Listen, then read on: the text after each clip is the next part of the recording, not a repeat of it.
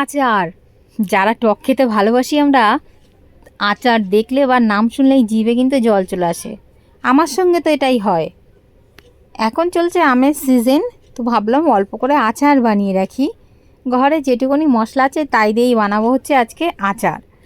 আম কিনে নিয়ে এসে ভালো করে ধুয়ে খোসা সমেত ছোট ছোট টুকরো করে কেটে নিয়ে শুকিয়ে নিয়েছি একটু। তারপর ধনে, জিরে, মৌরি, আজওয়াইন শুকনো কড়াইতে ভেজে নিয়েছি। কালো জিরে, মেথি, সর্ষে এগুলোকে বাদ দিয়েছি, এগুলো অল্প পরিমাণে আছে ঘরে, তাই আর ওগুলো দিলাম না। তারপর কড়াইতে দিয়ে দিলাম সর্ষের তেল। যখন দেখলাম তেল থেকে হালকা ধোঁয়া উঠছে, তার মধ্যে দিয়ে দিলাম হচ্ছে লবণ। আম হিসাবে লবণ দিয়েছি, যাতে আবার বেশি হয়ে গেলে খাওয়া যাবে না তাই। তারপর মিক্সিতে দিয়ে দিচ্ছি হচ্ছে ভেজে রাখা মশলাগুলো, তার মধ্যে দিয়ে দিলাম কয়েকটা শুকনো লঙ্কা, আর এগুলোকে এবার একটু এই যে গুঁড়ো করে নিয়েছি।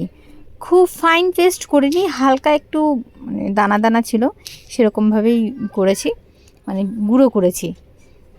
তারপর এখানে একটা পাত্রে নিয়ে নিচ্ছি হচ্ছে আমগুলো, আর এর মধ্যে হচ্ছে দিয়ে দেবো ওই ভেজে রাখা গুঁড়ো করে রাখা মশলাটা। আর এর মধ্যেই আমি সামান্য হলুদ অ্যাড করব। হলুদটা আগে অ্যাড করা যেত, যখন আমগুলো শুকিয়েছি তখন লবণ আর হলুদ মাখিয়ে শুকিয়ে নিতে হয়, কিন্তু আমি তখন মাখাইনি, কারণ আমি রোদে শুকাইনি আম, পাখার হাওয়ায় শুকিয়েছি।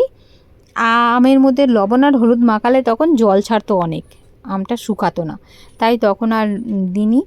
তাই এখন সামান্য কালার আনার জন্য অল্প পরিমাণে হলুদ অ্যাড করেছি। তারপর অল্প তেল নিয়ে ওই গরম করে রাখা তেলটাই নিয়ে আমগুলো আর মশলাগুলো একসঙ্গে ভালো করে হচ্ছে মিক্স করে নেব। এখন মিক্স করে নিচ্ছি এই কারণে, কারণ আম বয়মে আম ভরার পর যদি মশলা দিতাম মিক্স হতো না ভালো, তাই আগে মেয়েটাকে একসঙ্গে মিক্স করে নিয়েছি। তারপর এই যে বয়মে ভরছি।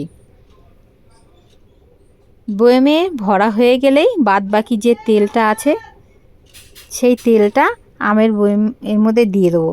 আচারের মধ্যে তেল একটু বেশি পরিমাণেই দেবো যাতে আমটা খারাপ না হয়।